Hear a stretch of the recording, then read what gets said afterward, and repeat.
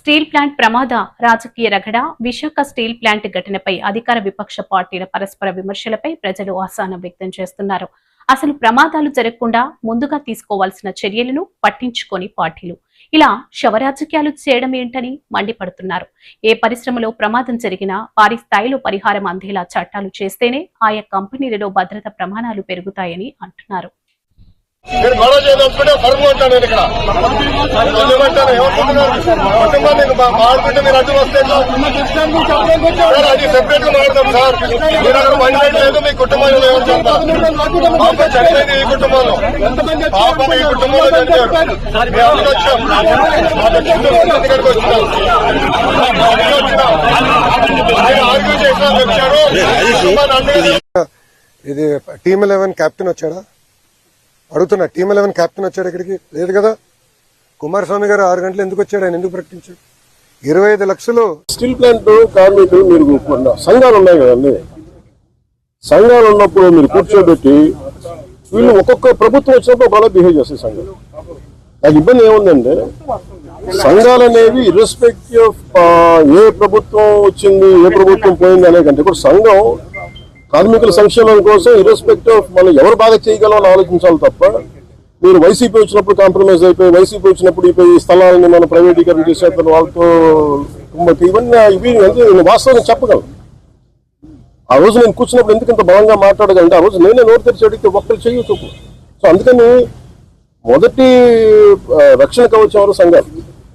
సంఘాలు ఈ పొలిటికలైజేషన్లోనో లేదంటే మన పార్టీ రాజకీయాల్లో పడిపోయి నిజంగా కార్మికుల సంక్షేమం ఎంతవరకు ముందుకు తీసుకెళ్లారనేది కూడా నాకు వాళ్ళతో కూర్చొని నేను మాట్లాడతాను. అసలు బోడీ నువ్వు ఇచ్చేదేందయ్యా బోడీ అని అడుగుతా ఉన్నా. వాళ్ళకి రావాల్సిందే, వాళ్ళ హక్కుగా వాళ్ళకి రావాల్సిందే, వాళ్ళకు వస్తూ ఉంది, వాళ్ళకి అది ఇస్తూ ఉన్నారు, అది వాళ్ళకి ఇస్తా ఉన్నారని మీరు చెప్తా ఉన్నారు. ఇది నిజంగా ధర్మమేనా న్యాయమేనా అడుగుతా ఉన్నా.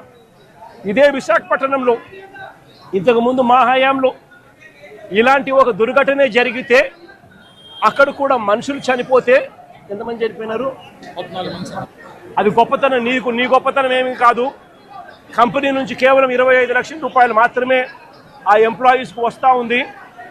ఈ నేపథ్యంలో నేను చెప్తా ఉన్నాను, అయ్యా అప్పట్లో వైసీపీ ప్రభుత్వంలో ఉన్నప్పుడు ఏ రకంగా అయితే ₹1 కోటి ప్రతి కార్మికుడికి ఇచ్చి తోడుగా ఉన్న నేపథ్యం పరిస్థితులు ఏ రకంగా జరిగాయో అదే మాదిరిగా ప్రతి ఎంప్లాయీకి మేము ఇంతకుముందు చేసి చూపించినాం.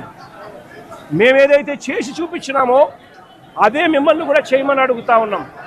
మేమేమి ఎక్కడా కూడా అన్యాయంగానో లేకపోతే మేము చెయ్యనిది మిమ్మల్ని చేయమని చెప్పి అడగడంలా మేమేదైతే చేశామో అదే చేయమని అడుగుతా ఉన్నాం.